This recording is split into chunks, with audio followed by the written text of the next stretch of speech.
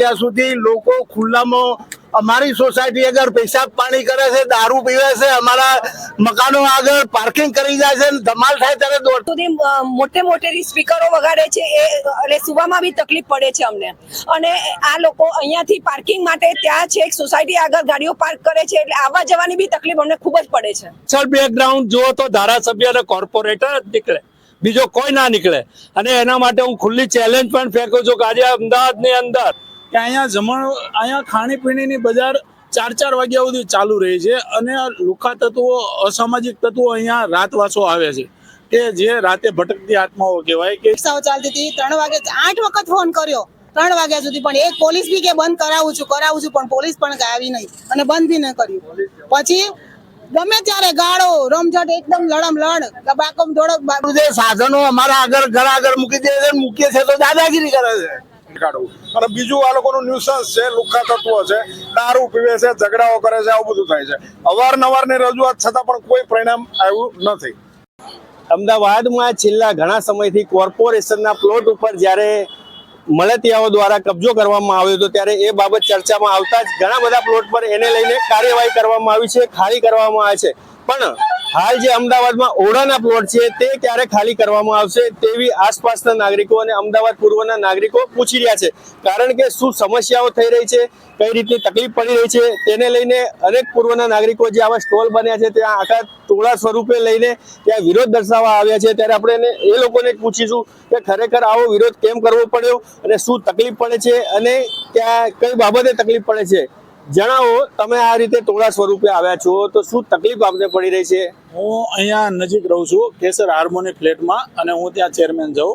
અમે અહીંયા રહીએ છીએ, એટલા મોટા મોંઘા મકાનો અમે લીધા છે, રહેવા માટે લીધા છે. પણ અહીંયાનું જે ટ્રાફિક અને અહીંયાનું ન્યુસન્સ છે કે અહીંયા ખાણીપીણીની બજાર 4 વાગ્યા સુધી ચાલુ રહી છે અને લુખ્ખા તત્વો, અસામાજિક તત્વો અહીંયા રાતવાસો આવે છે કે જે રાતે ભટકતી આત્માઓ કહેવાય. કે એ રાતે અહીંયા જમવા આવે છે અને ન્યુસન્સ કરે છે અને ખોટો દેખીરો અને અવાજ કરે છે. એમની રજૂઆતે અમે આગળના વર્ષમાં કરી હતી, લેખિત અરજી કરેલી, પણ એમનું કોઈ સોલ્યુશન આવેલું નથી. અહીંયા રાતમાં ઘણી વખતો ન્યુસન્સો એવા થાય છે કે એમનું લેડીઝોને નીકળવાની પણ તકલીફ થાય છે. અને અહીંયા આ સર્વિસ રોડ છે, આગળ રિંગ રોડ છે, તો સર્વિસ રોડ ઉપર એવડું મોટું ટ્રાફિક કરવામાં આવે છે કે લોકોને હાલવા જવા આવવામાં અવર જવરમાં તકલીફ થાય છે. છેલ્લા કેટલા સમયથી આ છેલ્લા સમજી લો ને કે 3 વર્ષથી કે જ્યારથી આ ખાણીપીણી ચાલુ થઈ છે ત્યારથી આ ટ્રાફિકનો અને ન્યુસન્સનો પ્રશ્ન ઉત્પન્ન થયો છે. અન્ય પણ આપણી સાથે જોડાયા છે, શું કહેશો આપને કઈ રીતે તકલીફ? પહેલા અહીંયા આ એક પ્લોટની અંદર ચાલુ કરેલું હતું. ધીમે ધીમે આગળ વધતા લગભગ સમજો કે છેલ્લા 4 પ્લોટની અંદર આ ખાણીપીણી ચાલુ કરતી હતી અને રાતના 7 વાગ્યાથી ચાલુ થાય છે, સવારના 4 વાગ્યા સુધી આ ચાલુ રહે છે. અહીંયા અને અમારો સોસાયટી વાળો જે રોડ છે એ રોડ પર એટલી 2 વ્હીલર અને 4 વ્હીલર લોકો મૂકીને જતા રહે છે કે અમારે પોતાના સોસાયટીમાં જવું હોય તો અમારે બી વિચાર કરવો પડે કે ગાડી કે બાઇક અંદર કઈ રીતના લઈ જવું કે કોઈ રીતના બહાર કાઢવું. અને બીજું આ લોકોનું ન્યુસન્સ છે, લુખ્ખા તત્વો છે, દારૂ પીવે છે, ઝઘડાઓ કરે છે, આવું બધું થાય છે. અવારનવારની રજૂઆત છતાં પણ કોઈ પરિણામ આવ્યું નથી. તમે પણ અહીંયાના છો, તમારી દુકાન છે, સ્ટોલ અહીંયા? તો અમે તો એમને એમ ખાલી ઉડાવ્યું એટલે અહીંયા કે અહીંયા આપણો નહીં આપણો કોઈ સ્ટોર નહીં એમને. અન્ય પણ આપણી સાથે વ્યક્તિઓ જોડાયા છે. આ બહેનો પણ જે છે તે પણ મોટી સંખ્યામાં રજૂઆત કરવા આવ્યા છે. તેમને પણ પૂછીશું કે કઈ રીતનું અહીંયા તકલીફ પડી રહી છે. બેન, જણાવો, કેમ તમને આવી રીતે ટોળા સ્વરૂપે આવવું પડ્યું? ન્યુસન્સ જ એટલું વધી ગયું છે અહીંયા કે અમારે જગ્યા જ નથી હોતી, ગાડીઓ પોતાની જતી નથી ને ગાડીને બધું ખરાબ, મતલબ રહેવા લાયક જગ્યા નથી રહેવાતી.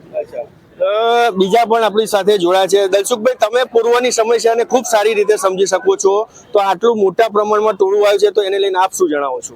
પહેલા તો હું આપને આ વિસ્તારની અંદર જે ન્યુસન્સ, જે ખાણીપીણી બજારોના લીધે થઈ રહ્યું છે, જે આ બધા પ્લોટો છે એને જે રીતે અમદાવાદ મ્યુનિસિપલ કોર્પોરેશને જે રીતે ભાડાપટ્ટે આપીને અને લોકો જ્યાં સારી રીતે રહેવા માટે આવ્યા છે, પોતાના શાંતિ માટે આવ્યા છે, ત્યાં ન્યુસન્સનો જે વધારો રહે છે તેને વાચા આપવા આપ જે પ્રયત્ન કરી રહ્યા છો, પહેલાં હું આપના મીડિયાને બિરદાવું છું.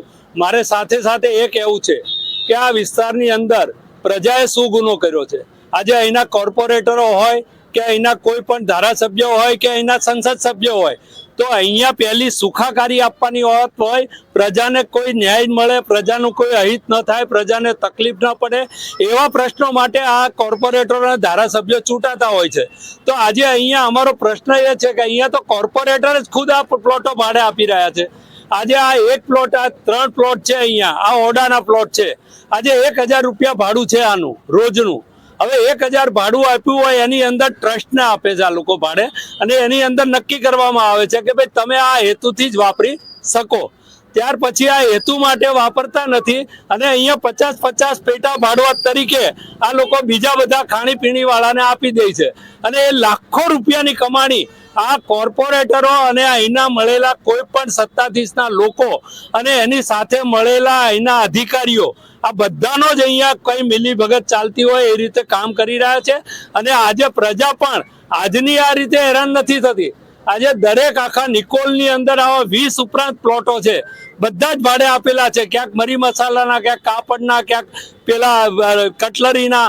પણ આ બધી જ રીતે પ્રજા ત્રાસી જાય, પાર્કિંગની જગ્યા હોતી નથી. અને છેક આજે સર્વિસ રોડ આપણે જ્યાં બધા ઊભા છીએ ત્યાં સુધી આ લોકો બધી પોતાની લારીઓ મૂકી 10-10 હજાર ભાડા 10-10 ફૂટના પ્લોટ આપે અને પોતે જે પણ અહીંયા કાઉન્સિલર છે, જે પણ અહીં સત્તાધીશ છે, જેણે પણ આ પ્લોટો ભાડે રાખ્યા છે, પ્લોટો ભાડે નાખનાર વ્યક્તિ ટ્રસ્ટના નામે રાખે છે.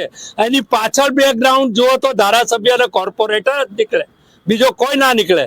અને એના માટે હું ખુલ્લી ચેલેન્જ પણ ફેંકું છું કે આજે અમદાવાદની અંદર આવા ઘણા બધા પ્લોટો છે, એમ નિકોલની અંદર 20 પ્લોટો છે અને લોકોની સુખાકારી માટે હોવા જોઈએ. અહીંયા નથી એકે પ્લોટમાં સુખાકારી માટે સારી સ્કૂલ બનાવી મ્યુનિસિપલની, અહીંયા નથી એકે સારી મ્યુનિસિપલની કોઈ હોસ્પિટલ બનાવી, અહીંયા નથી સારી કોઈ સ્નાનાગાર બનાવ્યું મ્યુનિસિપલનું, અહીંયા નથી કોઈ વાંચનાલય મ્યુનિસિપલનું બનાવ્યું. શું અહીંયા બધા અબજોપતિ અને કરોડોપતિ રહે છે? એમના બાળકોને ભણવા ક્યાં જવાનું? તો આ પ્લોટનો ઉપયોગ એના માટે કરો કે સારી સ્કૂલો બનાવો, સારા દવાખાના બનાવો, સારી સુવિધાઓ આપો કે જે લોકોના કામમાં આવે, તકલીફ ન પડે. બીજી પણ એક વાત પૂછવા માંગીશ કે એમ તો આપણે જોવા જઈએ તો અહીંયા અનેક લોકોને રોજીરોટી પણ મળી રહી છે, તો એમાં પણ શું ખોટું હોઈ શકે? નહીં, રોજીરોટી મળવી જ જોઈએ. લોકો આજે બેકાર છે એ અમને દુઃખ થાય છે, પણ રોજીરોટીનો મતલબ એવો નથી કે કોઈ એને પેટા ભાડવત તરીકે ભાડે આપી દે અને એની રોજી મેળવે. એ રોજી મેળવનારે પણ વિચારવું જોઈએ કે આ લોકો 1000 પ્લોટે 1000 રૂપિયા ખાલી એક દિવસના ભરતા હોય ને આપણી પાસેથી રોજના 50,000 વસૂલ કરતા હોય, તો આવા લોકોને ત્યાં રોજી મેળવવી ન જોઈએ. રોજી મેળવવા માટે ખુદ અહીંનું મ્યુનિસિપલ કોર્પોરેશન શા માટે સારી વ્યવસ્થા કરીને આ લોકોને રોજગારી નથી આપતી? અમારો તો ત્યાં પણ સરકારને પણ અમારો સવાલ છે કે તમારે રોજગારી આ લોકોને આપવી જ હોય તો હું એમની સાથે છું. આ બધાને રોજી મળવી જ જોઈએ. આ બધા પ્લોટો જેટલા પણ પડ્યા છે એમાં ખુદ એએમસી કોર્પોરેશન પોતે કોર્પોરેટર ધારાસભ્ય સાથે મળીને આ બધાને ફ્રીમાં રોજગારી આપે. આવા 10-10 હજાર ભાડા લઈને કે 20-20 હજાર ભાડા લઈને ના આપવી જોઈએ. આ તો એક જાતનો વેપાર કરી રહ્યા છે કોર્પોરેટરો. એટલે કે તમારું કેવું છે કે સીધા કોર્પોરેશન સીધા દુકાનદારોને એકદમ ઓછા ભાડે આપે, એવું તમારું કેવું? હા, ખુદ એને પાણીની વ્યવસ્થા આપવી જોઈએ, એને લાઇટની વ્યવસ્થા આપવી જોઈએ, એને સ્વચ્છતાની વ્યવસ્થા આપવી જોઈએ અને સાથે સાથે કોર્પોરેશન ભલે વ્યાજબી ભાડું લે એમનું, પણ ન્યુસન્સ ન થાય. અને એ રીતના એને અહીંયા માનો કે પ્રજા અત્યારે આટલામાં કોઈ પણ સ્ટોલની અંદર જમવા જશે તો અહીંયા પ્રજાને સેફટી શું? આજે ફાયરની કોઈ સેફટી નથી અંદર. આજે કોઈ પણ અહીંયા સળગતું હોય, ચાલતું હોય અને તવો ઉકળ્યો હોય અને આગ લાગી હોય તો આ બધાને બચાવશે કોણ? ફાયર સેફટી છે જ નહીં.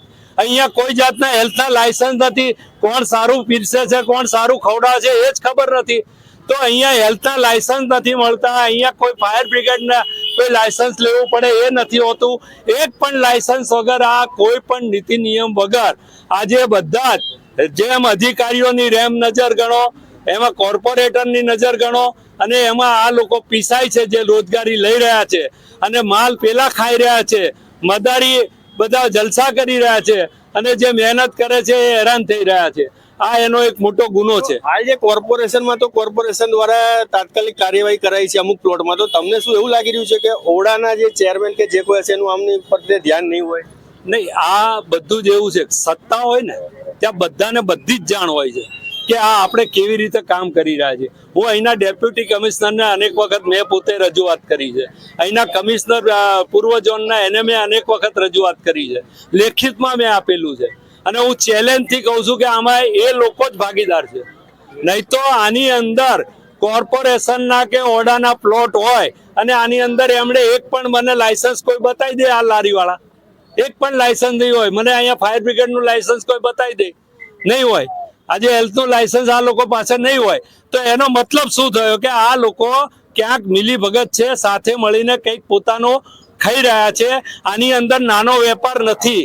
આજે 30,000 ભાડું મહિનાનું ચૂકવે અને આની અંદરથી 10 લાખ કમાતા હોય કોર્પોરેટર અને એના અધિકારીઓ, અને આ પ્રજાને સહન કરવું પડતું હોય. આજે અહીંના મોંઘા મકાનો છે, આ કેસર હાઇટ હોય, આગળ કેસર, આગળ કસ્તુરી હોય, બાજુમાં અમારે અષ્ટમંગલ હોય, એની બાજુમાં અનંતા હોય, બધા ફ્લેટો વાળા આજે અહીંયા એટલા બધા ત્રાહિમામ છે કે આ સર્વિસ રોડ રાતે એટલો બધો ટ્રાફિક જામ થઈ જાય કે એ મુશ્કેલી પડે.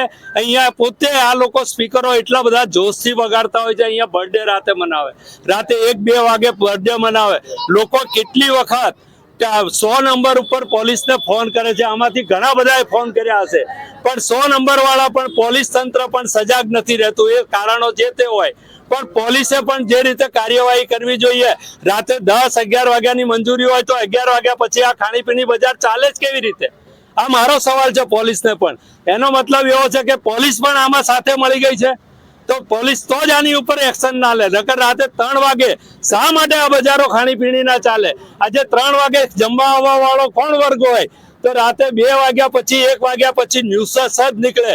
જેને આ વિસ્તારમાં ચોરી કરવી હોય, જેને લૂંટ કરવી હોય, જેને ધાડ પાડવી હોય, એવા ન્યુસન્સ લોકો, જેને ગાડીની ચોરી કરવી હોય, 2 વ્હીલની ચોરી કરવી હોય, એવા જ લોકો રાતે ફરતા હોય છે. અને એ ફરીને થાકે એ લોકો એનું કામ પતી જાય, અહીંયા આરામથી જમીને પોતાની ચોરીનું બધું કામ પતાવી નીકળી જતા હોય છે. એટલે પોલીસની તો અહીંયા જવાબદારી મોટી બને છે કે આ ન્યુસન્સ આજથી જ હું આ બધા અહીંયા ફ્લેટો વાળાની માંગણી છે, બધાને રહીશોની માંગણી છે કે પોલીસ જાગે. તમને 100 નંબર ઉપર ફોન કરે છે છતાં તમે જવાબ આપતા નથી. આજે હર્ષ સંઘવી કહી રહ્યા છે કે ભાઈ તમે પેલા રહેજો ફરજમાં તો તમે અહીંયા ફાયદામાં રહેશો. તો આજે અમે કહીએ છીએ પોલીસને, અધિકારીઓને, કોર્પોરેટરોને, ભાઈ તમે તમારી ફરજમાં રહેજો તો બધા ફાયદામાં રહેશે, તો પ્રજા ફાયદામાં રહેશે. ખાલી વાતો કરવાથી હર્ષ સંઘવી સાહેબ અહીંયા આ બધું ન્યુસન્સ નથી ટળતું. આના લીધે જ કંઈક ને કંઈક મોટા બનાવો બને છે, નાના મોટા કોકને કોક તકલીફો પડે છે, એક્સિડન્ટ થાય છે. આજે નિકોલની અંદર તમે જુઓ તો ગુનેગારો વધતા જાય છે. એક્સિડન્ટનું પ્રમાણ તમે જુઓ, રોજ એક મહિનામાં ઓછામાં ઓછા 10 જણા અહીંયા એક્સિડન્ટમાં મરતા હશે, કાં તો એના પગ ભાંગ્યા હશે, કાં હાડકા તૂટ્યા હશે, કમરના દુખાવા થયા હશે. આ બધું જ કોર્પોરેશનના પાપે અને આ બધાના જે ફરજ નથી બજાવતા, જે પણ તકલીફો આપી રહ્યા છે બધાને, એના કારણે ભોગવી રહ્યા છે. આ તો હતી લોકોની અહીંયા વરાળ તેમજ લોકોની વેદના હતી. હવે જાણવાનો પ્રયાસ કરશું કે લારીવાળા પાસેથી પણ શું ભાડું લેવામાં આવે છે, પણ તેની પહેલા બહેનોને પૂછીશું. ખરેખર તકલીફ બહેનોને પડતી હોય છે જ્યારે રાતે આવું જવું હોય છે ત્યારે બહેનોને જ પૂછીશું ખરેખર શું તકલીફ પડતી હોય. બેન જણાવો શું તકલીફ પડે છે આપણે? અહીંયાથી મોડે સુધી મોટે સ્પીકરો વગાડે છે, એટલે સુવામાં બી તકલીફ પડે છે અમને. અને આ લોકો અહીંયાથી પાર્કિંગ માટે ત્યાં છે એક સોસાયટી આગળ ગાડીઓ પાર્ક કરે છે, એટલે આવવા જવાની બી તકલીફ અમને ખૂબ જ પડે છે. જેવી રીતે કે ઘણી બધી તકલીફ પડે છે બહેનોને, બીજા અન્ય બહેનને પણ પૂછીશું. શું કહેશો બેન? અરે રાત્રે બોર્ડની પરીક્ષાઓ ચાલતી હતી, 3 વાગે 8 વખત ફોન કર્યો 3 વાગ્યા સુધી, પણ એક પોલીસ બી કે બંધ કરાવું છું, પણ પોલીસ પણ આવી નહીં અને બંધ બી ન કર્યું. પછી ગમે ત્યારે ગાળો રમઝટ, એકદમ લડમ બાઇકની દોડમ દોડી કરાવે, એકદમ લાકડીઓ લઈને દોડે, એટલી જ ઝઘડા થાય છે. બહુ તકલીફ થાય છે અમને લોકોને.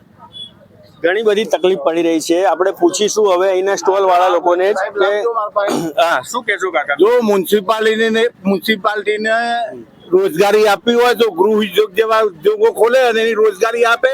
અહીંયા રાત્રે 2-2:30 વાગ્યા સુધી લોકો ખુલ્લામાં અમારી સોસાયટી આગળ પેશાબ પાણી કરે છે, દારૂ પીવે છે, અમારા મકાનો આગળ પાર્કિંગ કરી જાય છે. ધમાલ થાય ત્યારે દોડતા અમારી સોસાયટીમાં પેઈ જાય છે અને અમને તોફાન કરીને બધું બગાડે. માટે આ થવું ના જોઈએ. રોજગારી આપીએ તો બીજા ઉદ્યોગો ખોલો, બાકી આ ખાણીપીણીના ઉદ્યોગો ખરેખર સદંતર બંધ થવા જોઈએ. એક્સિડન્ટ હોય ત્યાં આજુબાજુમાં ના થવું જોઈએ. સાધનો અમારા આગળ ઘણા આગળ મૂકી દે છે, મૂકીએ છે તો દાદાગીરી કરે છે. એટલે આવું પેલા થયેલું છે ઝઘડા? થયેલું છે ને દાદાગીરી. લાવ તમે તો મ્યુનિસિપાલિટી જગ્યા છે, અમે અહીંયા મૂકવાના, તારી પાસે શું સત્તા છે? આવી ખોટી દાટીઓ આપે છે. માટે આ દૂષણ બંધ થવું જોઈએ. આ તો વાત હતી ત્યાંના રહીશોની, પણ જ્યારે તેજ નેત્રની ટીમ અંદર સ્પોટ ઉપર ગઈ ત્યારે આ મહાશય આવીને કેવી ડંફાસો મારે છે તે તમે જુઓ કે અહીંયા કોઈ જ જાતનું ભાડું લેવામાં નથી આવતું. પછી શું થયું તે જુઓ. કોઈની પાસેથી ભાડું નથી લેતા, કોઈની પાસેથી. કોણે કીધું? કોણ કાઉન્ટર વાળો છે? કોણે કીધું છે? પણ અહીંયાનું કોઈ નહીં હશે ને, એ તો બહારનું તમે લઈ આવો, બહારનું વાત કરાવો. કોણે કીધું? લાવો એવો તો કોણ છે? પણ કોણ છે? કેટલું ભાડું આપીએ છીએ આપણે? 6,000 આપીએ છીએ ભાઈ. થોડું હાલવું પડે. 6,000. હા ભાઈ નરેન્દ્રભાઈ. અહીંયા તો આ તો કોણ આપો છો? નરેન્દ્રભાઈ કેટલું ભાડું આપો? 6,000. વાત કરું છું 25,000 રૂપિયા. અને સાંભળો, તમને હું કહું એક વસ્તુ કે આ લોકો બધા એટલું બધું ભાડું ભરે છે એટલે એ લોકો ટેન્શનમાં જ હોય છે. કમાતા, હા, એટલી ગ્રાહકી ન હોય આટલી બધી.